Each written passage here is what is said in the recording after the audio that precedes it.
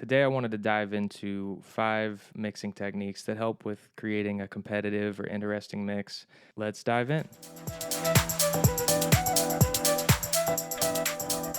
So, tip number one I wanted to jump into is going to be implying movement and groove in your drum productions. I'm going to break this topic into 2 chunks. First is going to be side to side movement, and the next is going to be up and down.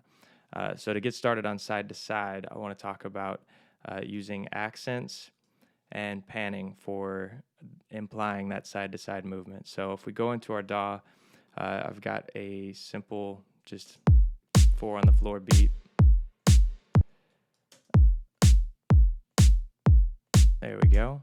And so I want to kind of look into my little sampler here, and I want to think about like how I'm gonna make this happen. So if I think like every fourth drum, for example, and I just add like maybe a thicker snare. There we go. So now it's boom. And something else that is important here is if you see here, I've got this one actually panned to the left. So, and I've got it turned down just a little bit. It's really there for an accent, so it might even still be too loud. But now, if we play it from the top,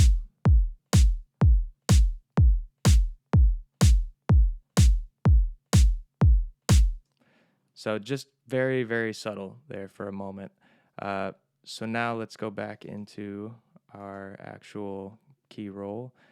And I'm going to just add one more accent. I'm thinking every 2 or every second one. There we go. So if I do things this way now, and I'm going to make sure that that one is panned as well. So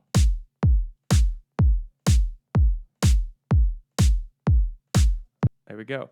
So now I'd move this one to the right. So if you're kind of following along on that journey of side to side, so to the right, to the left, to the right. Nice. So you can kind of see how that gives you that sort of story that's going on inside of just the very simple drum beat. Now, obviously, that gets way more in depth as you start building out more like hi-hats or toms. There's a lot you can do there, and I'm sure if you're like me, your brain is running away with it. So moving on to the next thing, just to keep things moving, I want to talk about up and down now.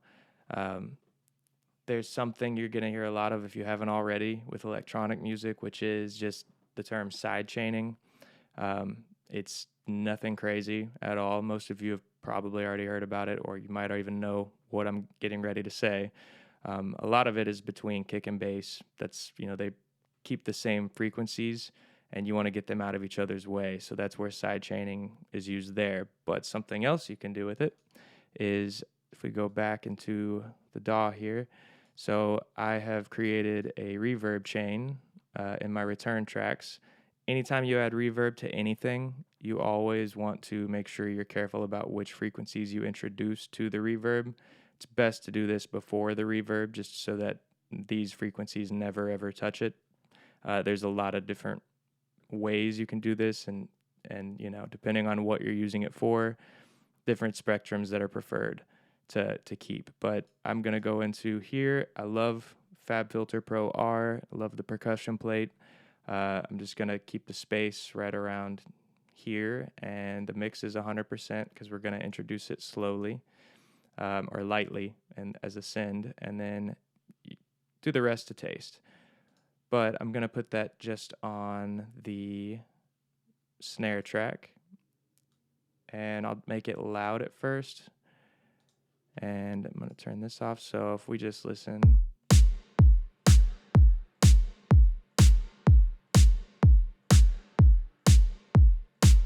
So, right, very wet reverb, kind of intense. But if I put a compressor on it and I send from the kick, the side chain from the kick, so now every time this kick hits, it will trigger this compressor. you can really hear how dramatic it is that way. So helps you to set your attack should be fast. So as soon as the kick hits, it's going to duck, and then your release is just to taste on how long it's going to take for the volume to get back to the top there. So if I go really slow, it won't even make it back up. Get it nice and bouncy, and then this is way too much. So let's go. I like to, for something like this, I like to shoot between -3 and -6 dBs. And I want to make sure that this gets all the way to the top and has even a little bit of time to be full volume before it ducks again. Cool. And then now we can pull this reverb send back down.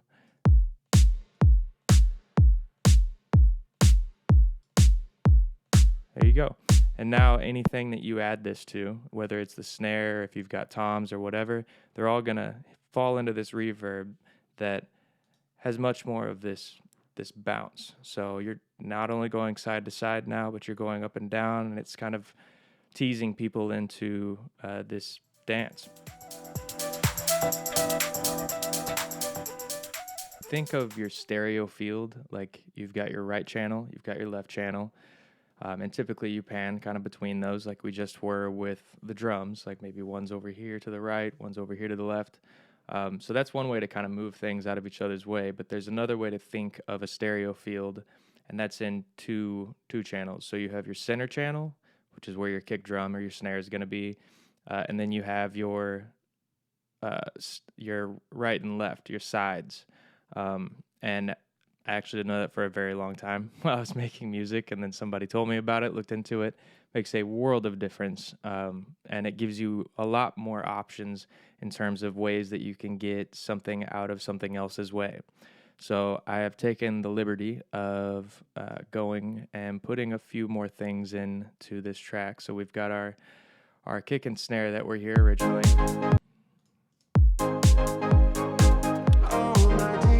So I've added a few things. I've added a vocal from a song that I was working on in the past, and then I have some chords here as well as a little bass there.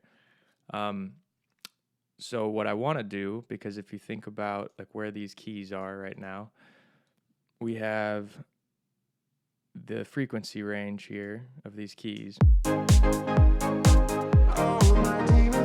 So it's pretty heavy from 100K to all the way up to really like still prevalent at like 5K.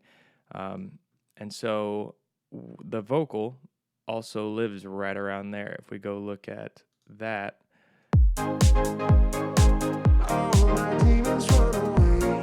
so it's really stepping on itself. So there's a lot of different things you could do to try to make avoid that, but something that I've found to be very helpful is to start with just sort of separating things before you get into too much compression or anything like that. You want to think about where these things are going to live. So a lead vocal is always going to be dead center. I guess I shouldn't say always, but it's most of the time going to be dead center. And then you have your chords, which your chords can really live out. You want them to be wide and big, and that is where this comes in. So what you can do is if you go to your chords and you have your filter rolled up here, so, and this one we have, great, and so here we go. So I'm going to create a bell here, so that's a bell, and then I'm going to select, again, if you don't have FabFilter, there are definitely other tools you can use, other EQs where you can do the same thing. You just look for any sort of setting for mid-side. So for FabFilter, if you do have it, which if you don't, highly recommend it, you can go to mid or side. I'm going to go to mid, so now we are thinking of this is just the center channel, and I'm thinking the vocal, really a lot of presence happens at 1K, so I'm going to dip these chords here. I can play through them.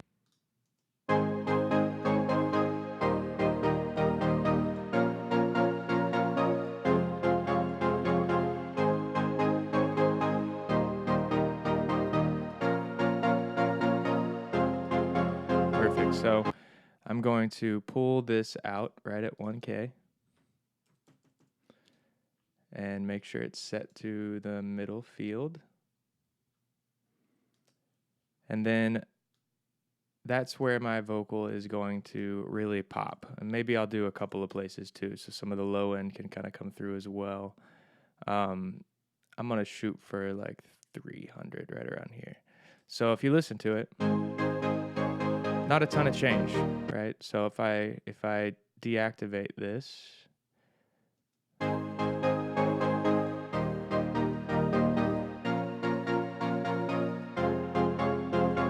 it's really not a ton of change because you still have that nice big stereo field. And that's where a lot of stuff is coming through. However, if I now go to the vocal, which is where I was dipping things originally, so if I pull this up just a little bit in the 1K range, demons run away. Perfect. And then what I'm going to do as well is kind of move, I've got this bumped up here, and I'm going to bump it up right around 300-ish. So just a little bit of adding there. And play them together.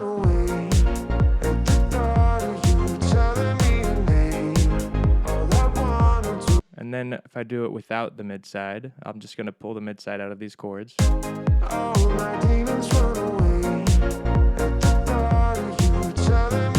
It's very subtle, but you can hear where I'm now accentuating the vocal at 1K. I'm pulling some of the frequencies out of just the center channel on the chords. So it kind of leaves everything else on the sides to be manipulated and still full. And then, of course, you can go into side chaining a compressor that's on the chords to the vocal. You can do it all sorts of different ways. But again, just kind of scratching the surface here. And with mid-side processing, something else that is really important is you want your low frequencies always, like the low end of your bass or your kick drum, like those live in the center channel. So you can use mid-side processing to roll off anything that is going to get in the way of that center channel. So if you think of your bass, for example,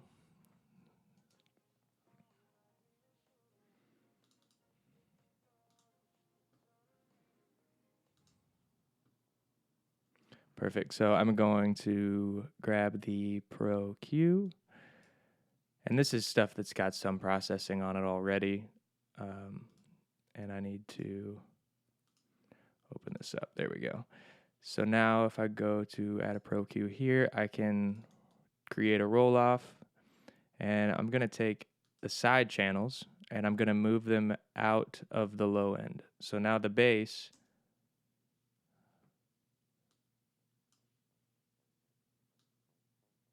so you can kind of hear a difference there. But if I roll it off, let's just say 150 for now.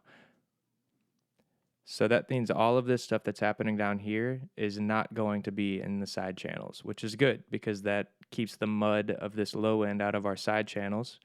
And for our center channel, it's now a little bit cleaner. It pulls the sides out of there, and it's really helpful. I might have said that. It always gets kind of confusing. I'm pulling the side channels out of the center channel, which if you do too much, you can hear.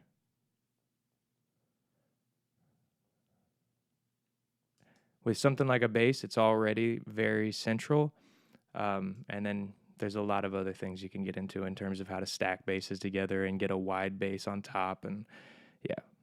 But that is mid-side processing for fitting things into place. You can think of automation as just like kind of creating a story with a single sound and finding different ways to manipulate it, whether that's volume or frequencies changing, whatever the case might be. But it helps with transitions and just kind of telling that story as you go through.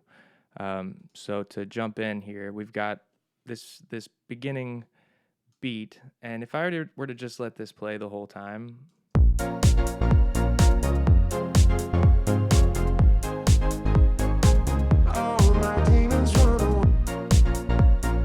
Like it's fun, it's interesting. But it gets very dull by the time it's repeated twice. It's the same thing happening over and over and over again. And you just really don't want to let things happen 2 times in a row, like a full section happening twice in a row without changing some elements, is a good rule of thumb. So what we're going to do is I've got this set to the frequency roll off here of the Pro Q. So I'm going to use this top band here, and we are going to sort of create another way of creating space, but also telling a story with this vocal. So I'm going to create a couple of points.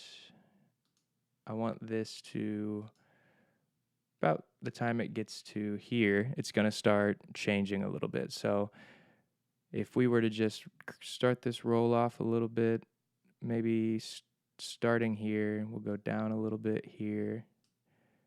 And then we're going to go, by the time that vocal starts to come in, we want it to basically be kind of out of the way and still happening in the background. You want to hear that movement.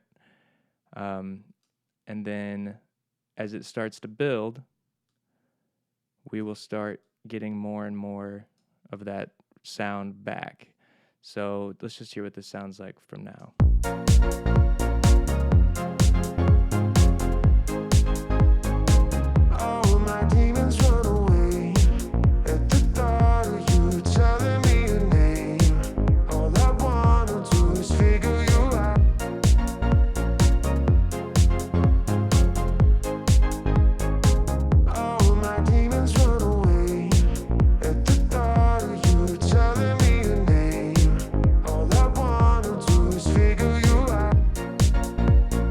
We go. So you can see I've also given it way more space for the vocal to stand out here. And this is, you can do this however you like, paint lots of different things. You can chain it to the reverb and turn the reverb up as the time goes. But it is really important to kind of like tell stories and have things shift. And you can do transitions in so many cool ways with this. Again, keeping it very quick. So I'm just going to move on to the next thing. And the idea behind parallel compression is you've got a signal that you want to be really dominant, like a lead vocal or a lead guitar or some instrument that you really want that to be nice and thick and full.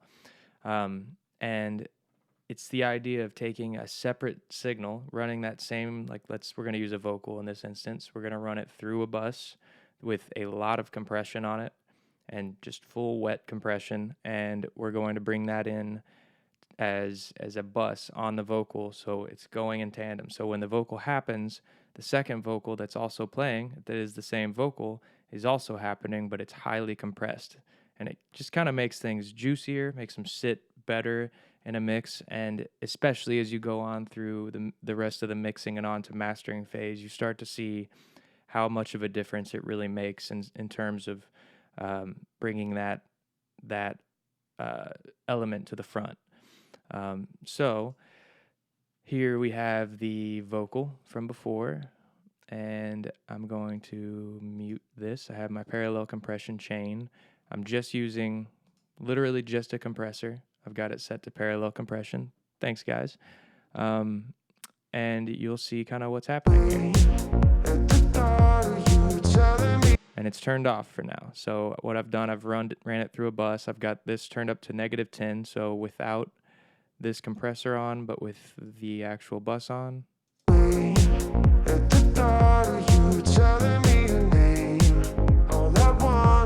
So right now it just kind of sounds a little bit louder, which is cool, but we're going to turn this on, and then you'll kind of see what happens here.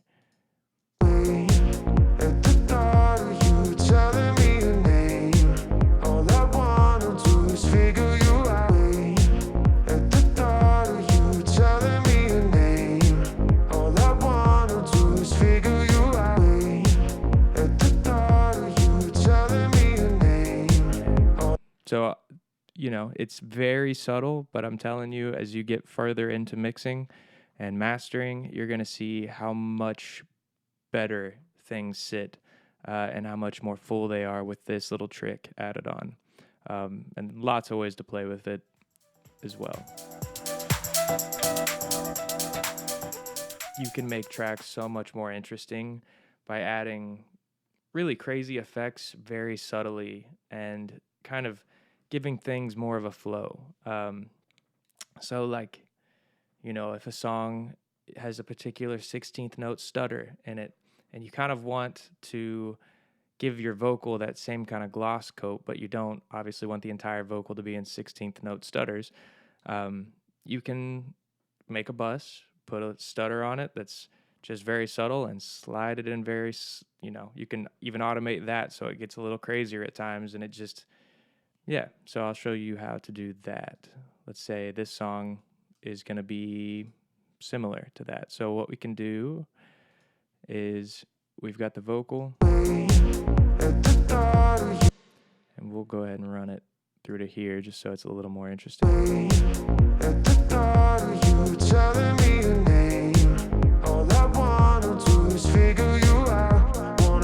Cool. So I'm going to create a return track, and I'm just going to do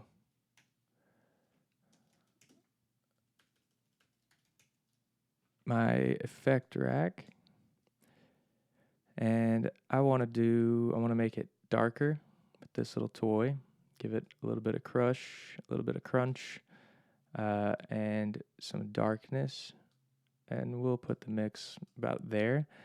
And then I want to add the tremolator, and we can put it to 16th notes, give it a little bit of swing, and then we're just going to, so this is effect rack, so that's an E. Here's the vocal. We're going to go there. We'll turn it pretty much all the way up here so you can kind of hear what's going on now. At the thought of you telling me the name, all I wanna do is figure you out. I wanna know all about what's broken.